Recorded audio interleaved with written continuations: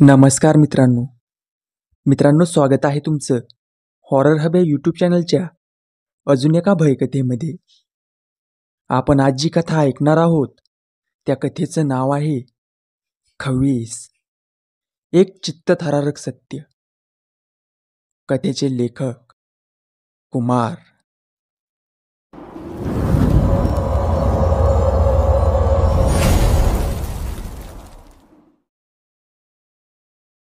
सदर कथा ही वास्तविक जीवनात घडलेली आहे आणि याची साक्ष मला स्वतः माझ्या आईने दिली आहे. तर कथेला सुरुवात करूया. सातारा भागामध्ये नदीकिनारी बरीच गावे आहेत. त्यातलंच एक हे गाव होतं. काळ होता साधारण 1979-80च्या आसपासचा. गावात पुरुष आणि स्त्रिया दोघे पण शेतीवर कामाला जात असत. या गावच्या लोकांची शेती ही नदीच्या पलीकडे होती. वंदना ही रोज बाकीच्या स्त्रियांसोबत कामावर जात असे. वंदना दिसायला सुंदर आणि लग्न होऊन जेमतेम 2 वर्ष झाली होती. वंदनाचा नवरा सरकारी नोकरीमध्ये होता. तिला खरे तर काम करण्याची काही गरजच नव्हती, पण घरी बसून कंटाळा येतो म्हणून ती शेतीमध्ये रोजाने कामाला जाऊ लागली. असेच एकदा काम करताना अचानक पाऊस भरून आला आणि जोरात वादळ सुरू झाले. सर्व काम करणारे पुरुष आणि स्त्रिया यांनी झाडाचा आडोसा घेतला. तो आडोसा शोधेपर्यंत सर्व भिजले होते. वंदना मुळातच सुंदर आणि त्यात ती भिजून गेली होती. एका डेरेदार वडाचा तिने पावसापासून वाचण्यासाठी आडोसा घेतला होता.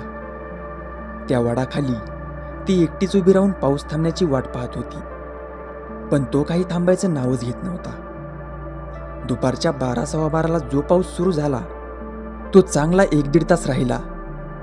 जमीन ओली झाली होती आणि शेतात चिखल झाला होता, त्यामुळे काम करणे थोडे अवघड झाले होते. हे पाहून शेतमालकाने सुट्टी दिली. आज दुपारी सुट्टी मिळाली आणि दिवसाचा पूर्ण रोज पण मिळणार, ह्यामुळे सर्व खुशीने घरी आले. वंदना आली आणि कपडे बदलून थोडा आराम करायचा म्हणून झोपी गेली. संध्याकाळचे 7 वाजले तर वंदना अजून का उठली नाही हे पाहण्यासाठी शेजारच्या आजी आल्या आणि त्यांनी दार वाजवले तर दार उघडेच होते. त्यांनी आत डोकावून पाहिलं तर वंदना झोपलेली होती. त्या आजीने तिच्या शरीराला हात लावला तर अंग तापले होते. त्यावेळी मोबाईल किंवा अशी कोणतीही सुविधा नसल्याने आजीने तिच्या नातवाला डॉक्टरकडे पाठवले. वंदनाच्या घरात ती आणि तिचा नवरा दोघेच राहत होते. डॉक्टरने औषधे दिली आणि ते निघून गेले. रात्री साधारण 12:30च्या दरम्यान घरात कोणीतरी हसत आहे आणि काहीतरी तोंडातल्या तोंडात बोलत आहे असा आवाज वंदनाच्या नवऱ्याला येऊ लागला. त्याने कंदिलाचा उजाड थोडा मोठा केला तर वंदना उठून बसली होती. तिचे केस मोकळे सोडले होते. साडी अस्ताव्यस्त झाली होती आणि ती कुठेतरी पाहून एकटीच हसत होती आणि बोलत होती. तिच्या नवऱ्याने पाहिले आणि तिचे ते रूप पाहून त्याची वाचाच बसली. घाबरत घाबरत त्याने तिच्या खांद्यावर हात ठेवून तिला उठवण्याचा प्रयत्न केला. तसे तिने त्याच्याकडे पाहिले. तिच्या डोळ्यामध्ये कोणतेच भाव दिसत नव्हते. तिने त्याचा हात पकडून जोरात पिरगळला तसे तो जोरात ओरडू लागला, वंदना सोड, काय करतेस, सोड, मला त्रास होतो आहे, सोड. वंदनाचा नवरा वेदनेने कळवळत म्हणाला. तसे ती हसली आणि एका घोगऱ्या आणि पुरुषी आवाजात म्हणाली, कौन वंदना, मैं अब्दुल हो अब्दुल, तुम्हारी वंदना बेहद खूबसूरत है रे. आज देखा मैंने उसको भीगी साड़ी में, जो मेरा बरगद का पेड़ है ना उसके नीचे खड़ी थी. तब से उसके पीछे आया हूँ और आज उसको लेके ही जाऊंगा. एवढे बोलून वंदना पुन्हा जोरात हसू लागली. तिच्या नवऱ्याला काय झालं काही समजत नव्हतं. तसे तिने दरवाजा उघडला आणि घरातून पळू लागली. पळताना तिला कसलेच भान नव्हते, ना अंगावरील साडी ना पायाखाली येणारे काटे. ती पुढे आणि तिचा नवरा मागे असे पळत होते. ते नदीजवळ आले आणि अचानक वंदना थांबली आणि भानावर आल्यासारखी उभी राहून सर्व ठिकाणी पाहू लागली. तसे तिचा नवरा मागून पळत आला. वंदना थांब, असं काय करतेस, म्हणून त्याने तिचा हात धरला. अहो काय झालं, मी इकडे कशी आली, मी तर घरी झोपले होते ना दुपारी, आणि आता इकडे कशी आली. वंदनाचा नवरा तिचे हे वाक्य ऐकून चक्रावलाच. म्हणजे तुला काहीच आठवत नाही, त्याने विचारले. त्यावर वंदनाने आश्चर्याने मानेने नाही असं उत्तर दिलं. तिच्या नवऱ्याला समजले की वंदनाला कोणीतरी झपाटलं आहे. जिला मराठी सोडून कोणती भाषा येत नाही ती अचानक हिंदीमध्ये कशी बोलू लागली. त्याने तिला घरी आणले आणि झोपवले. तसे पुन्हा तासाभराने तिने तोच पवित्रा घेतला. ह्यावेळी ती जास्त घातक झाली होती. ये हरामजादा आणि अशा अनेक अर्वाच्य हिंदी शिव्या तिने नवऱ्याला दिल्या आणि त्याच्यावर घरातली भांडी फेकून मारली. आणि पुन्हा ती नदीजवळ गेली आणि तिकडे जाऊन पुन्हा शुद्धीवर आली. हे काय सुरू आहे, तिच्या नवऱ्याला काहीच समजत नव्हतं. आवाजानं शेजारी पण जागे झाले होते. सर्वांनी हा प्रकार पाहिला. आजी पुढे आली आणि तिने वंदनाला बांधून ठेवायला सांगितलं. तसं तिच्यामधला अब्दुल पुन्हा जागा झाला आणि म्हणाला, ए म्हातारे, तू बीच में मत आ, वरना अंजाम ठीक नहीं होगा. आजीला समजले की हे काम माणसाचे नाही तर खवीसाला आहे.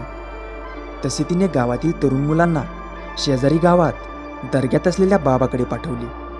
परिस्थितीचे गांभीर्य ओळखून बाबा लगेच हजर झाले आणि त्यांनी वंदनाला काही प्रश्न विचारले. कहाँ से आया, क्या चाहिए और कब जाएगा. तसे ती काहीच बोलली नाही. बाबांनी पुन्हा दरडावून तेच प्रश्न केले. तसे तिने सर्व सांगायला सुरुवात केली. जेव्हा पाऊस होता तेव्हा आसरा शोधत ती माझ्या झाडाजवळ आली. मी तिला पाहिलं आणि ती मला आवडली.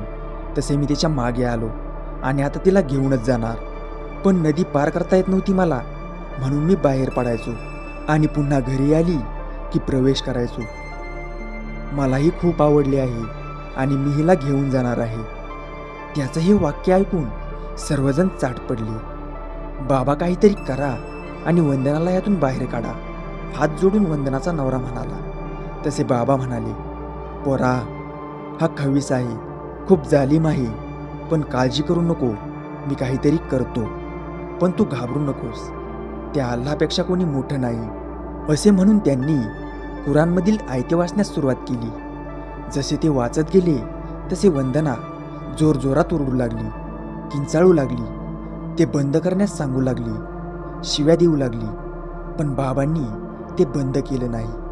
वंदनाला होणारा त्रास पाहून तिच्या नवऱ्याचा जीव तीळ तीळ तुटत होता, पण त्याच्याकडे पर्याय नव्हता. बाबांनी पवित्र पाणी तिच्यावर शिंपडले. तसे त्याला अजून त्रास होऊ लागला आणि मग शेवटी थकून त्या खविसाने जाण्याचे मान्य केले आणि वंदनाच्या शरीरातून एक काळी सावली दरवाजामधून बाहेर निघून गेली. बाबांनी तिला एक तावीज दिला, जेणेकरून तिचे पुढे रक्षण होईल. त्यानंतर आजपर्यंत तो तावीज तिच्या गळ्यातच आहे. मित्रांनो, म्हणून कदाचित म्हणतात की शक्यतो वडाच्या झाडाखाली कोणीही उभी राहू नये. मित्रांनो, स्टोरी कशी वाटली कमेंट करून नक्की सांगा. व्हिडिओ आवडल्यास व्हिडिओला लाईक करा आणि अशाच भयकथांसाठी आपल्या चॅनलला सबस्क्राईब करायला विसरू नका. तर मग भेटूया अशाच अजून एका भयकथेमध्ये.